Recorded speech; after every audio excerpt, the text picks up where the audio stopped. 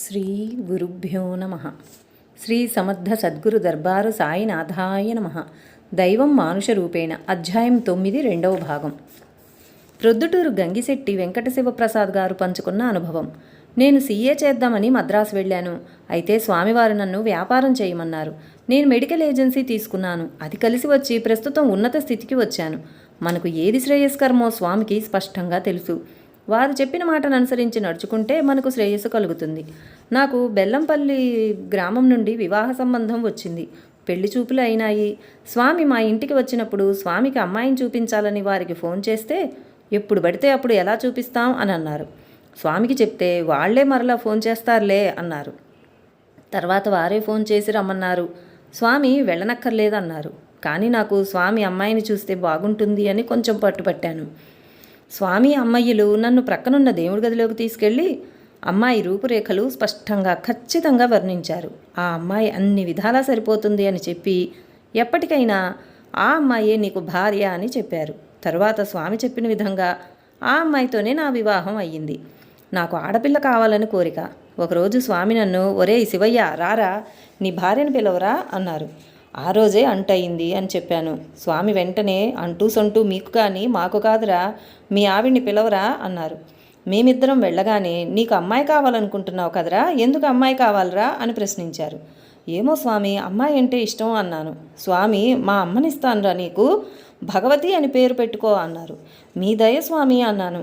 లేదు, మీ తల్లిదండ్రులను కుటుంబ సభ్యులను కనుక్కో, ముందర భగవతి అని పేరు పెట్టడానికి ఏమైనా అభ్యంతరం ఉందేమోనని. అందరూ అక్కడే ఉన్నారు.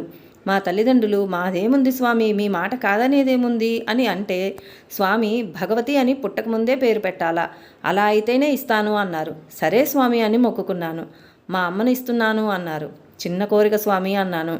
ఏమి నాయనా అంటే, మగపిల్లలిద్దరితో చాలా కష్టాలు పడ్డా స్వామి, మా ఆవిడికి పాలు లేవు, పాలు దొరక్క డబ్బా పాలు ఇవ్వాల్సి వచ్చింది అని చెప్పాను. ఏమీ కష్టపడాల్సిన పని లేదు, మా అమ్మ పాలన్నీ తెచ్చుకుంటుంది అని చెప్పారు. ఫిబ్రవరి 2వ తారీఖు ఎక్కడికి పోకునాయినా అన్నారు. ఏమి స్వామి అంటే, అమ్మాయి డెలివరీ అవుతుంది అన్నారు. సరిగ్గా ఫిబ్రవరి 2వ తారీఖున డెలివరీ అయింది. నామకరణానికి స్వామి అమ్మయ్యలు వచ్చి భగవతి అని పేరు పెట్టి ఆశీర్వదించి, ఆ అమ్మాయిని కొట్టకూడదు, తిట్టకూడదు, ఆ అమ్మాయి మీకు అనుకూలంగా నడుచుకుంటుంది అని స్వామి చెప్పారు. 8 సంవత్సరాల వరకు దగ్గు కానీ పడిసం కానీ ఏమీ లేదు. ఒక్కసారి జ్వరం వస్తే స్వామికి చెప్తే పోతుందిరా పో అన్నారు. అప్పటి నుండి ఏ సమస్యలు లేవు. బీటెక్ 75% మార్కులతో పూర్తి చేసింది. ప్రొద్దుటూరు నుండి గంగిశెట్టి వెంకట శివప్రసాద్ గారి కొడుకు కళ్యాణ్ గారు ఈ విధంగా చెప్తున్నారు. నాకు 8 సంవత్సరాల వయసప్పుడు కాలుకి ఆపరేషన్ చేశారు. చెన్నై హాస్పిటల్లో 1 వారం ఉన్న తర్వాత డిశ్చార్జ్ చేశారు. అమ్మా నాన్న నేను ఒక రూమ్లో ఉంటున్నాము. 8వ రోజు బాగా నొప్పి వచ్చింది. స్వామిని చూడాలనిపించింది. మా నాన్న స్వామికి మొక్కుకో అని స్వామి పటం ఇచ్చారు. అలా ప్రార్థించిన కొద్దిసేపటికే నొప్పి తగ్గింది. మర్నాడు ఉదయం 6 గంటలకి కాలింగ్ బెల్ మోగి తలుపు తెరిస్తే అమ్మయ్య స్వామి వచ్చారు. మేమెవరూ చెప్పలేదు. చెన్నైలో ఒక పెళ్లి ఉండి చూసి వెళదామని వచ్చామని స్వామి చెప్పారు. నువ్వు బాగానే నడుస్తావు, చదువులో ఫస్ట్ ఉంటావు అని ఆశీర్వదించి, నీకేమైనా భయం వేస్తే టీనగర్ మౌంట్ రోడ్లో ఉన్న దర్గాలోని మహనీయుని సమాధి దగ్గర ప్రార్థన చేయి అని చెప్పారు. నమ్మిన వారికి కొంగు బంగారం స్వామి.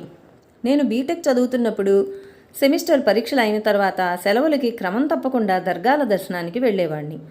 7వ సెమిస్టర్లో ఒక 3 పరీక్షలు సరిగ్గా రాయలేదు. అలవాటు ప్రకారం స్వామి దగ్గరికి వెళ్ళి, ఒక 3 పరీక్షలు సరిగ్గా రాయలేదు, పాస్ అవ్వకపోవచ్చు అని చెప్పాను. స్వామి, ఓవరాల్గా గెటన్ అవుతావు, ఫస్ట్ క్లాస్ వస్తుంది అని చెప్పారు. అలానే ఫస్ట్ క్లాస్ వచ్చింది. ఇంకొక సెమిస్టర్ సెలవులకి దర్గాల దర్శనానికి బయలుదేరాను. బస్సులో ప్రయాణిస్తుండగా కంట్లో నలకేదో పడింది.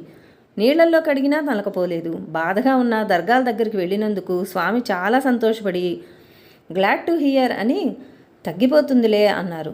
అమ్మయ్య కొంతసేపటికి 2 నెయ్యి చుక్కలు వేసింది. నొప్పి చాలా తగ్గింది. ఎరుపుదనం నలకా పోలేదు. స్వామి శంకరన్నతో కంట్లో తీర్థం పోయించారు. తర్వాత నలకలు ఎరుపుదనం కూడా పోయింది. నేను చిన్నప్పటి నుండి స్వామి దగ్గరికి వెళ్తున్నాను, కానీ ఏనాడు సాయిబాబా చరిత్ర చదవలేదు. నాకు 25 సంవత్సరాలప్పుడు ఎందుకో చదవాలని శ్రీ ఎక్కిరాల భరద్వాజ గారు వ్రాసిన శ్రీ సాయి లీలామృతం చదివాను. చదువుతుంటే సాయిబాబా భక్తుల అనుభవాలు, స్వామి దగ్గర జరిగే సంఘటనలు ఒకలాగా ఉండేసరికి సాయిబాబా దర్గా స్వామి వేరు కాదనిపించి స్వామికి ఫోన్ చేసి చెప్పాను. అప్పుడు స్వామి, సాయి చరిత్ర చదువుతున్నావా, సంతోషం నాయనా, పరమాత్మ రూపాలు వేరైనా ఆ సద్గురువు ఒక్కడే. ఆయన మసీదులో ఉన్నాడు, నేను దర్గాలో ఉన్నాను. ఆయన ఎన్నో అగచాట్లు పడి గురుస్థానానికి వచ్చాడు, నేను ఎన్నో అగచాట్లు పడి గురుస్థానానికి వచ్చాను. నువ్వు ఏ గురువును నమ్ముకున్నా నేను నిన్ను నడిపిస్తాను అని చెప్పారు. ఒకరోజు కళ్యాణ్ గారు స్వామి దగ్గర ఉండగా ఒక ఆమె తన సమస్యలు స్వామికి చెబితే స్వామి నాకు పాలు పోయమ్మా అని ఒక క్షణం తర్వాత అర్థం కాలేదా, నాగేంద్రుడికి పాలు పోయమ్మా అన్నీ పోతాయి అని చెప్పారు. అంటే స్వామి సాక్షాత్తు సుబ్రహ్మణ్య స్వామి అని చెప్పకనే చెప్పారు. ఎప్పుడు దర్గాల దగ్గరికి వెళ్ళినా అమ్మయ్య దగ్గరికి మొదట వెళ్ళి నమస్కారం చేసుకుని స్వామి దర్శనం గురించి విన్నవిస్తాము. ఈ విధంగా మొదట అమ్మయ్య నమస్కారం చేసుకోమని స్వయంగా స్వామి చాలామందికి చెప్పినారు. అమ్మయ్య పోరా స్వామి దర్శనం చేసుకోరా అని చెప్పిన తర్వాత వెళితే స్వామి ఆశీర్వదించేవారు. అమ్మయ్య అంటే అమ్మ ప్లస్ అయ్యా అని స్వామి చెప్పేవారు. అమ్మయ్య అనే పదంలో తల్లి తండ్రి ఇద్దరూ ఉన్నారనే దానికి సంకేతం. అందువలన అమ్మయ్యకు నమస్కారం చేసుకుంటే స్వామికి అమ్మయ్యకు ఇద్దరికీ నమస్కారం చేసుకున్నట్లు. 1990వ సంవత్సరం ఉరుసు జరుగుతున్నప్పుడు 2 వ్యానుల నిండా భక్తులు వచ్చారు. స్వామి నిష్ఠా భక్తితో భజన జరిగినంతసేపు కర్పూరం వెలుగుతుంటే బాబా తప్పక వస్తాడు అని చెప్పారు. భక్తులు భజన చేస్తుంటే కళ్యాణ్ ఇంకొకతను కర్పూరం వెలిగిస్తున్నారు. భజన అయిన తర్వాత ఆరతి కొండెక్కింది. నల్లగా మసిబారిన ఆరతి పళ్ళెంలో చాలా స్పష్టంగా 2 పాదాలు కనబడ్డాయి. స్వామి చెప్పినట్లు సాయిబాబా వచ్చారు అనిపించింది. నాకు 2013లో పెళ్ళయింది. కొంతకాలం తర్వాత నా భార్య కుడి చెవి క్రింద గడ్డలేచింది. డాక్టర్లు అన్ని పరీక్షలు చేసి ఊపిరితిత్తుల దగ్గర ఒక మార్కు ఉంది, అదేమిటో అర్థం కాలేదు అని కొందరు, టీబీ అని కొందరు చెప్పారు. స్వామికి ఫోన్ చేస్తే అమ్మాయికి ఎలా ఉంది అని అడిగి విషయం తెలుసుకున్నారు. స్వామి అమ్మాయికి ఏమీ లేదు, నీళ్లను బాగా మరిగించి చల్లార్చిన తర్వాత నీళ్లను రోజు ఒక 3 నెలలు తాగమను అని చెప్పారు. అలానే చేస్తే డాక్టర్లకు అంతుపట్టని గడ్డ మాయమైంది. స్వామి దగ్గరికి వెళ్ళినప్పుడు ఫోటో తీయించారా అనగా ఎక్స్రే అని అడిగారు. నేను మీరు తగ్గుతుందని చెప్పారు కదా స్వామి, అందువలన తీయించలేదు అన్నాను. 2016 సెప్టెంబర్ 12వ తేదీ కళ్యాణ్ దంపతులకు ఒక మగబిడ్డ జన్మించాడు. ఈతనికి స్వామి ఆజ్ఞ మేరకు జయదేవ్ అని నామకరణం చేసుకున్నారు. పిల్లవాడు జన్మించిన మొదటి 2 వారాలు అతని ఆరోగ్యం బలహీనంగా ఉందని, ఉమ్మనీరు మింగటం వలన పచ్చకామెర్లు వచ్చిందని చాలా విషయాలు డాక్టర్లు కళ్యాణ్కి చెప్పారు. వీరికి పిల్లవాడు మొదటి సంతానం కాబట్టి కళ్యాణ్ వాళ్ళు కూడా చాలా గాబరా పడ్డాడు. జరుగుతున్న విషయాలు స్వామికి విన్నవించుకొని ఆయన ఆశీస్సులు కోరారు. స్వామి దృఢంగా పిల్లవాడు ఆరోగ్యవంతుడు, ఏమీ భయం లేదు, అన్నీ సర్దుకుంటాయని ధైర్యం చెప్పారు. ఈ 2 వారాలు మానసిక వ్యధ అనుభవించిన కళ్యాణ్ కుటుంబానికి స్వామి వాక్యాలు ఎంతో ఆశ్వాసనను ఇచ్చాయి. మా నాన్నగారు మెడనొప్పితో కొద్ది సంవత్సరాలు చాలా బాధపడ్డారు. స్వామికి చెప్తే తగ్గుతుందిలే అని అన్నారు, కానీ నొప్పి తగ్గలేదు. ఒకసారి మా నాన్నని పిలిచి మెడనొప్పి కదా జెండు బామ్ రాసుకో అని చెప్పారు. 1 వారం అలా రాసిన తర్వాత మెడనొప్పి రాలేదు.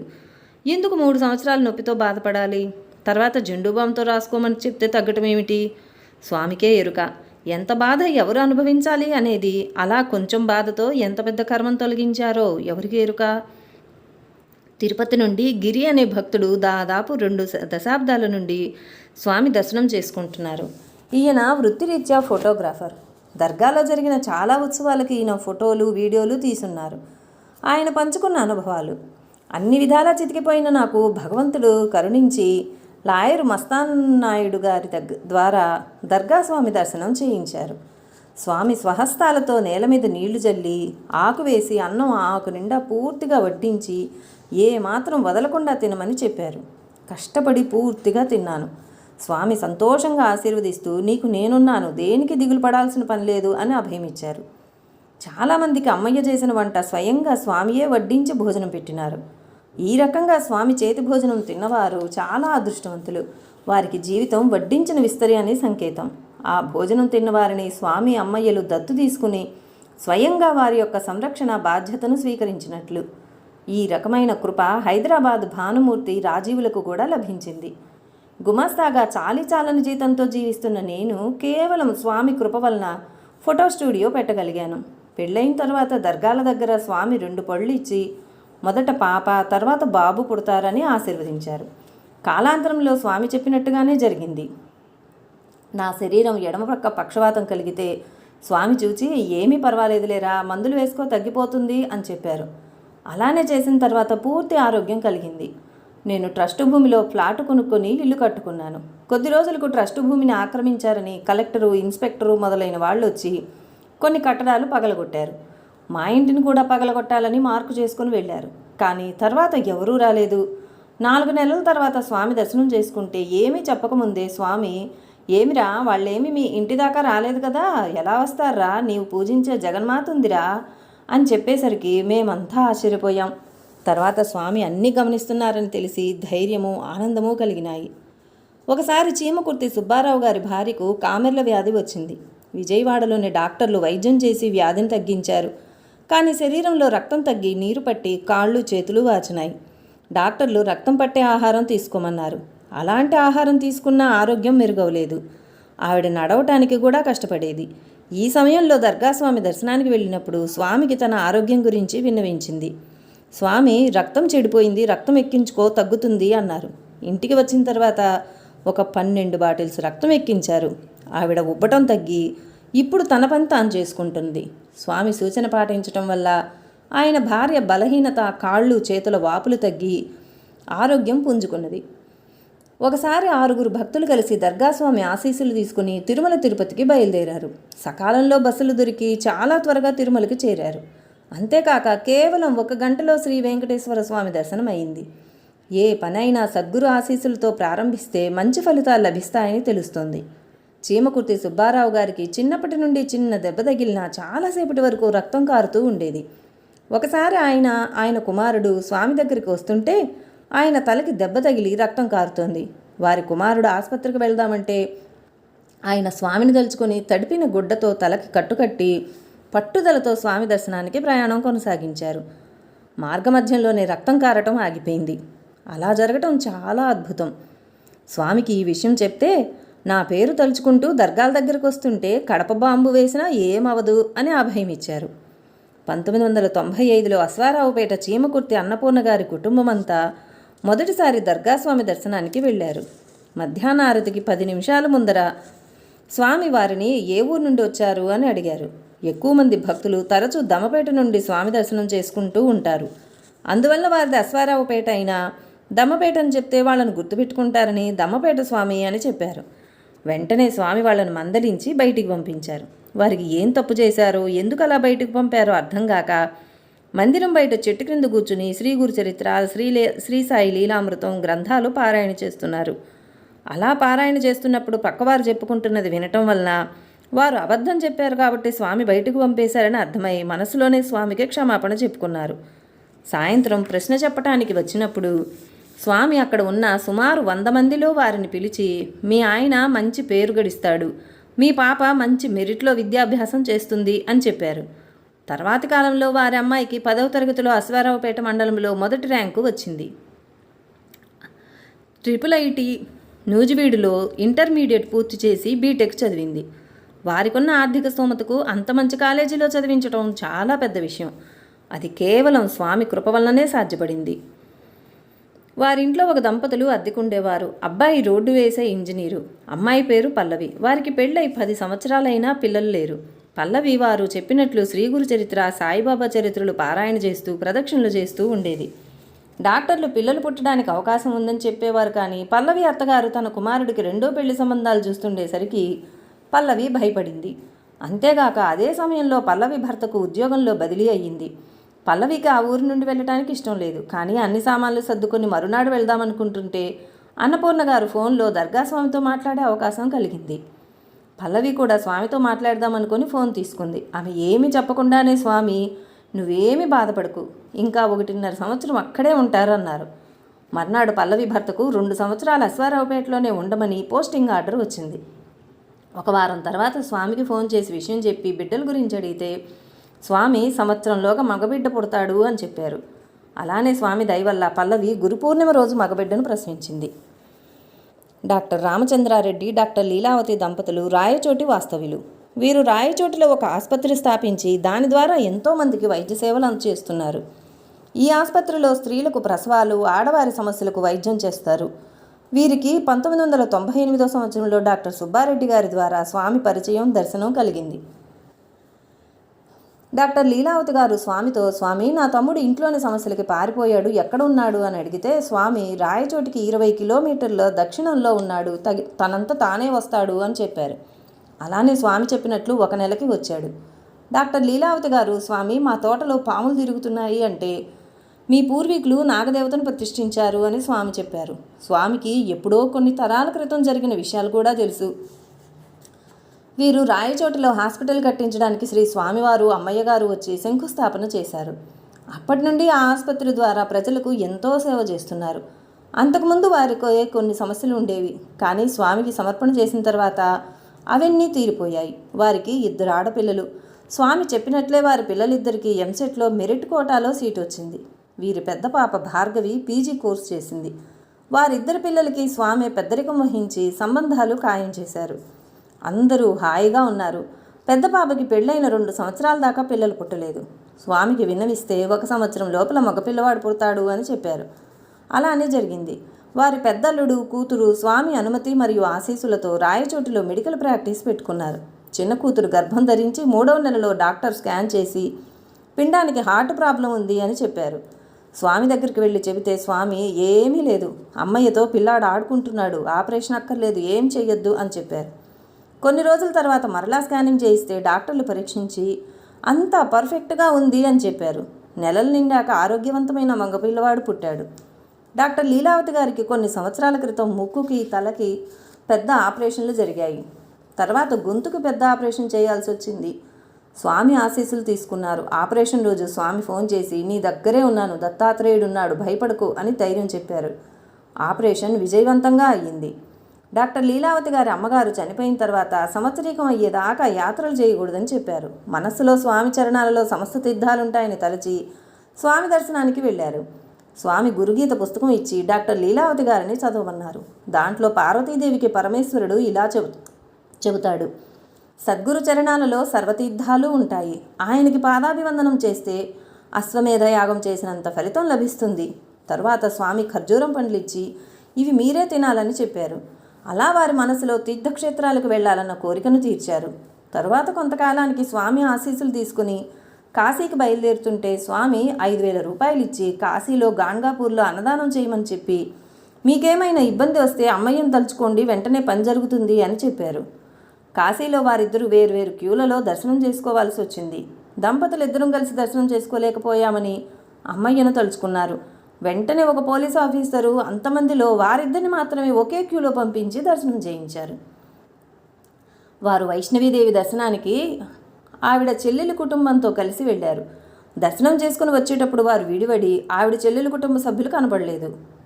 వారు హెలికాప్టర్లో వెళ్లాల్సిన సమయం అవుతుంది. ఆవిడ చెల్లెలు వాళ్ళ జాడ తెలియలేదు. లీలావతి గారు అమ్మయ్యను తలుచుకున్నారు. 5 నిమిషాల తర్వాత ఆవిడ చెల్లెలు వాళ్ళు వచ్చి కలిశారు. స్వామి లీలావతి దంపతులను 2011వ సంవత్సరంలో కురూపురం దర్శనం చేసుకోమన్నారు. శ్రీపాదవల్లభ చరిత్రం చదవమన్నారు. వారు కార్తీక మాసంలో కురూపుర దర్శనం, మాఘమాసంలో శ్రీకాళహస్తి, తిరుమల, షిరిడీ వెళ్లారు. వారు స్వామి దర్శనానికి వెళితే ఏ రోజు ఎక్కడికి వెళ్ళి దర్శనం చేసుకున్నారో చెప్పి వచ్చే పూర్ణిమకి ఇక్కడ ఉంటారు అని చెప్పారు. అలానే 2012వ సంవత్సరంలో స్వామి సహస్ర చంద్రదర్శన ఉత్సవానికి ఆశ్రమంలో స్వామి దగ్గరే ఉన్నారు. లీలావతి దంపతులు 2014వ సంవత్సరంలో షిరిడీ దర్శించుకుందామని స్వామిని ఆశీస్సులు కోరారు. స్వామి ఆశీర్వదించి నేను మీ వెంటే ఉంటాను అని చెప్పారు. వారు షిరిడీలో యాత్రీ నివాస్ సత్రంలో రూము తీసుకున్నారు. తలుపులు తెరిచేసరికి అమ్మయ్య స్వామి ఫోటో అక్కడ పెట్టబడి ఉంది. స్వామి ఆశీస్సులతో ఆరతి చూసి స్వామి సత్యవ్రతం చేసుకోగలిగారు. వచ్చిన తర్వాత స్వామికి చెప్పాగా మీ వెంటే ఉంటానని అనే తమ ఆశీర్వచనాన్ని గుర్తు చేశారు. సత్యకళ గారు ఇలా చెప్తున్నారు, మాకు గత 20 సంవత్సరాలుగా స్వామి పరిచయం. నాతో స్వామి చాలాసార్లు అమ్మా సత్య మీరు 15 రోజులకు ఒకసారి ఇక్కడికి వచ్చి నిద్ర చెయ్యండి, మీకేం కావాలో అది ఇస్తాను అన్నారు. మా జీవితాలు స్వామి దయ వలన సాఫీగా జరుగుతున్నాయి. మా అమ్మాయి తను ఉద్యోగం చేసే కంపెనీలో ఒక అతన్ని ప్రేమించింది. వారిద్దరూ వివాహం చేసుకోవాలనుకున్నారు. మాది మధ్యతరగతి కుటుంబం. మాకు కట్నాలు ఇవ్వటం ఇష్టం లేదు.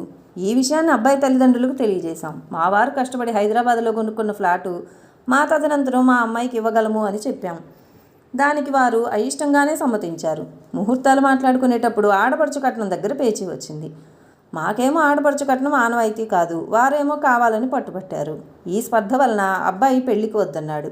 మేము స్వామి దగ్గర విషయం చెప్తే స్వామి అబ్బాయిని దర్గాకు పిలిపించారు. అతనితో ఊరికే మాట్లాడవద్దు, ఈ అమ్మాయి అంటే నీకు ఇష్టమా కాదా, ఒక మాట చెప్పు, చేసుకుంటావా చేసుకోవా అని అడిగేసరికి అబ్బాయి ఇష్టమే, పెళ్లి చేసుకుంటానన్నాడు. అట్లాగైతే ఎందుకంత గలాట చేసుకుంటావు అనేసరికి అంతా సద్దుమణిగి తిరుపతిలో పెళ్లి జరిగింది. కొంతకాలం తర్వాత మా అమ్మాయి గర్భవతి అయింది. ప్రసవానికి కంపెనీ వాళ్ళు ఆసుపత్రి ఖర్చులు ఇస్తారు, మీరే బెంగళూరుకి రండి అని మమ్మల్ని పిలిచింది. మేము బెంగళూరు వెళ్ళి మా అమ్మాయికి పురుడు పోసాము. ఆసుపత్రి ఖర్చులు 80,000 అయితే కంపెనీ వాళ్ళు 60,000 ఇచ్చారు. మా అమ్మాయి మిగిలిన 20,000 కట్టి కంపెనీ వాళ్ళు మొత్తం డబ్బు ఇచ్చారని చెప్పింది. మేము దాని గురించి పట్టించుకోలేదు. ఈ విషయం మా అల్లుడి తల్లిదండ్రులకు తెలిసి ఆ డబ్బు మేము వాళ్ళకి ఇవ్వాలని అడిగారు. మా అమ్మాయి ఎందుకు ఇవ్వాలని వాదించింది. దాంతో అదంతా చిలికి చిలికి గాలివాన అయ్యింది. మేము ఈ విషయం స్వామికి చెప్పుకుంటే స్వామి, అమ్మ వాళ్ళు డబ్బు మనుషులు, వాళ్ళ గృహప్రవేశానికి వచ్చినారంటే ఏం మాట్లాడకూడదు, ఆడపిల్లని ఇచ్చిన వాళ్ళం మనం ఏమీ మాట్లాడకూడదు, మనమే సర్దుకుపోవాలి, 20,000 రూపాయలు ఇచ్చేసి ఏమీ మాట్లాడవద్దు అన్నారు. అంతా స్వామి చెప్పినట్లు చేసి ఆ సంకట పరిస్థితి నుండి బయటపడ్డాం. మరలా కొంతకాలం తర్వాత మా అల్లుడు అమెరికాకు వెళ్ళాడు. అక్కడ 1 సంవత్సరం ఉన్న తర్వాత మా అమ్మాయిని ఉద్యోగం మానేసి అమెరికా రమ్మన్నాడు. మా అమ్మాయికి ఉద్యోగం మానటం ఇష్టం లేక రానంటే మనస్పర్ధలు ఏర్పడి ఈ విషయం విడాకులు ఇచ్చుకునేంత వరకు వెళ్ళింది. మా అమ్మాయిని స్వామి దగ్గరికి తీసుకుని వెళ్ళి విషయం విన్నవించుకున్నాము. నేను నా మనసులో ఎందుకు అనవసరంగా నెలకు 60,000 రూపాయలు వచ్చే ఉద్యోగం మానేసి అమెరికాకి వెళ్ళటం అనుకున్నాను. వెంటనే స్వామి నా వంక తీక్షణంగా చూస్తూ, నువ్వు సాకాలనుకుంటే ఇక్కడే పెట్టుకో నీ బిడ్డని అన్నారు. వెంటనే నేను మీ ఇష్టం స్వామి అన్నాను. మా అమ్మాయితో, అమ్మ ఇక్కడ ఉండొద్దు, వాళ్ళమ్మా నాన్న ప్రభావం అతని మీద ఉంది, ఏది మంచి ఏది చెడు తెలుసుకునే శక్తి లేదు, అబ్బాయి మంచివాడు, ఎందుకు చిన్నదానికి గొడవలు పడతారు, నువ్వు వెళ్ళిపోమ్మా, ఆ అబ్బాయి మారుతాడు, పో, నీకేం భయం లేదు, నేనున్నాను పో అని ఆశీర్వదించారు. మా అమ్మాయి వెళ్ళి ఇప్పటికీ 3 సంవత్సరాలైంది. వాళ్ళు హాయిగా ఉన్నారు. స్వామి మాటను పాటించడం వల్ల మా అమ్మాయి కాపురం ఎన్ని ఒడిదుడుకులు వచ్చినా హాయిగా నిలిచి ఉన్నది. సత్యకళ గారి అబ్బాయి ఒక అమ్మాయిని ప్రేమించటం వలన ఎంఎస్ అయిపోగానే పెళ్లి చేశారు. అతనికి మెడికల్ ప్రాక్టీస్ పెద్దగా లేదు కనుక ఆర్థిక ఇబ్బంది వల్ల ఇల్లు గడవటం కష్టంగా ఉండేది. వివాహమైన కొంతకాలానికే వారికి మగ పిల్లవాడు పుట్టాడు. సత్యకళ గారి మనుమడి అన్నప్రాసన స్వామి దగ్గర చేశారు. స్వామి కొంత నగదు, ఒక స్టీల్ ప్లేటు, వెండి గ్లాసు వారి అబ్బాయికి ఇస్తూ, డబ్బులు బీరువాలో పెట్టండి, సంవత్సరానికి ఒకసారి వచ్చి దర్గాల దగ్గర నిద్ర చేయండి నాయనా, మీకు మంచి జరుగుతుంది అని చెప్పారు. సత్యకళ గారి అబ్బాయి స్వామి చెప్పిన విధంగా చేశాడు. సంవత్సరం తిరగకుండానే ప్రాక్టీస్ పెరిగి మంచి డాక్టర్గా పేరు పొందాడు. వారి కోడలికి ఉద్యోగం వచ్చింది. వారి అబ్బాయి ఆర్థిక ఇబ్బందులు తీరినాయి. మదనపల్లి వాస్తవ్యులు శివప్రసాద్ గారు స్వామి దగ్గర వారంలో 3 రోజులు సేవ చేస్తారు. ఆయన అనుభవాలు ఇలా చెప్తున్నారు. స్వామి నాకు మగపిల్లవాడు పుడతాడు అని చెప్పారు, కానీ ప్రసవంలో ఆడబిడ్డ జన్మించింది. దీనికి డాక్టర్లు ఆశ్చర్యపోయి నా భార్య కడుపుతో ఉన్నప్పుడు తీసిన రిపోర్టులు మళ్ళీ పరిశీలించిన తర్వాత వాటి ప్రకారం మగపిల్లవాడు పుట్టి ఉండాలి అని తేల్చారు. నాకు మగపిల్లాడు పుట్టలేదని బాధ కలిగింది. తర్వాత కొన్నాళ్లకు స్వామి, అరే మగబిడ్డ పుడితే నీకు ప్రాణగండం రా, అందుకే మార్చాము అని చెప్పారు. కొన్ని నెలల తర్వాత పాపాయి జాతకం చూపెడితే జ్యోతిష్కులు వివరాలు చెప్తూ, మగపిల్లవాడు కానీ ఇదే సమయానికి పుడితే తండ్రికి ప్రాణగండం ఉంది అని చెప్పారు. ఈ అమ్మాయి ప్రస్తుతం కెమికల్ ఇంజనీరింగ్ చదువుతోంది. ఇంటర్మీడియట్ విద్యలో స్టేట్ ర్యాంక్ సాధించింది. ఈమె ప్రస్తావన వచ్చినప్పుడు నీకు బంగారం లాంటి బిడ్డ పుట్టింది, భయం ఎందుకు నాయనా అని చెప్పేవారు. స్వామి బ్రహ్మరాతను కూడా మార్చగలరు అని నాకు బాగా అర్థమైంది. ఒకసారి ఉదయం నేను బయటకు వెళ్ళినప్పుడు ఇంటికి తాళం వేయకుండా వెళ్ళాను. మధ్యాహ్నం ఇంటికి వచ్చినప్పుడు తాళం వేయలేదని గమనించాను. ఇంట్లో ఏ వస్తువు పోలేదు. తర్వాత స్వామి దగ్గరికి వెళ్ళినప్పుడు, ఏరా 4 గంటలు మీ ఇంట్లో కావలి కాయాల్సి వచ్చిందిరా అని చెప్పారు. 2012లో శివప్రసాద్ గారి ఎడమ కన్నుకి చూపు తగ్గినందుకు క్యాటరాక్ట్ ఆపరేషన్ చేయించుకున్నారు. తర్వాత ఆయనకు కంటి చూపు రాలేదు. ఆపరేషన్ చేసిన డాక్టర్లు ఇన్ఫెక్షన్ వచ్చింది అని తెలిపారు. స్వామికి చెబితే జయం, మరలా ఆపరేషన్ చేయించుకోమని చెప్పారు. బెంగళూరు నేత్రదానంలో చూపెడితే వారు చూపు రాదు, మేక కన్ను పెడతాము అన్నారు. కానీ ఆయన అధైర్యపడకుండా డాక్టర్లతో, మా గురువుగారు చెప్పారు మీరు ఆపరేషన్ చేయండి అని చెప్పారు. ఆపరేషన్ అయిన రోజు రాత్రి ఆయనకి కల్లో చాలామంది దేవతలు, శివుడు, విష్ణువు మొదలగున వారు కనపడి, మేము కాదు నీ గురువు దర్గాస్వామి అమ్మయ్యలు అని చెప్పారు. తర్వాత 2 రోజులకి శివప్రసాద్ గారికి చూపు వచ్చింది. ఒకరోజు రాత్రి స్వామి దగ్గర సేవ చేస్తున్నప్పుడు, మీ భార్య ఎలా ఉంది నాయనా అని చాలాసార్లు అడిగారు. నేను బాగుంది స్వామి అని చెప్పాను. తెల్లవారిన తర్వాత చూస్తే నా భార్య నుండి చాలా మిస్డ్ కాల్స్ వచ్చాయి. ఫోన్ చేసి వివరం కనుక్కుంటే, ఆ రోజు రాత్రి నా భార్యకి కాళ్ళు పట్టేసి పైకి లేవలేక చాలా ఇబ్బంది పడింది. చివరికి ఎదురుగుండా ఉన్నవారు తమ దగ్గర ఉన్న మా ఇంటి తాళం చెవితో ఇంట్లోకి వచ్చి మా ఆవిడికి కాళ్ళు మద్దనా చేశారు. కొంతసేపటికి కాళ్ళు స్వాధీనంలోకి వచ్చాయి. నా భార్య పడుకున్నప్పుడు మా ఇంటి తలుపుకు తాళం తప్ప మరే గొళ్ళాలు వేయకుండా ఉండటం కోసమెరుపు.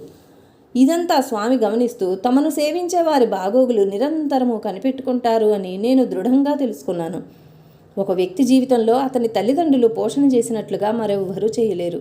అయితే పూర్వపుణ్యవశం చేత ఎవరికైనా ఒక సద్గురువు ఆశ్రయం లభిస్తే వారు చేసే లాలన పోషణ కలిగించే పుష్టి తుష్టి అనుభవించిన తర్వాత దానికి సమమైన అనుభవం ఇంకొక చోట కలగదని గ్రహించగలుగుతారు. ఒక వ్యక్తికి ఎన్ని సంబంధ బాంధవ్యాలున్నా అన్నీ ఇచ్చిపుచ్చుకునే సంబంధాలే. కానీ గురువుతో సంబంధం ఒక్కటే, ఎల్లవేళలా పుచ్చుకునే సంబంధం. గురువుకు ఇచ్చుకోగలిగే వస్తువు కానీ విషయం కానీ ఇంకొకటి లేదు. వారికి ఏ అవసరమూ ఉండదు. వారికి సమర్పణ చేసుకోగలిగింది కేవలం మన మనస్సు మాత్రమే. గురువుకు ప్రపంచ సంబంధమైన దేని మీద అపేక్ష ఉండదు. వారికి ఏదైనా అపేక్ష ఉంటే అది కేవలం తమను ఆశ్రయించిన వారి శ్రేయస్సు మాత్రమే. అందువలననే సద్గురు సమక్షంలో మనం ఏ భయమూ లేక పూర్ణమైన తృప్తి శాంతిని అనుభవిస్తాము. శ్రీ సమర్థ సద్గురు దర్బార్ సాయినాథ్ మహారాజ్ కీ జై. గురుదేవ దత్త కో జై.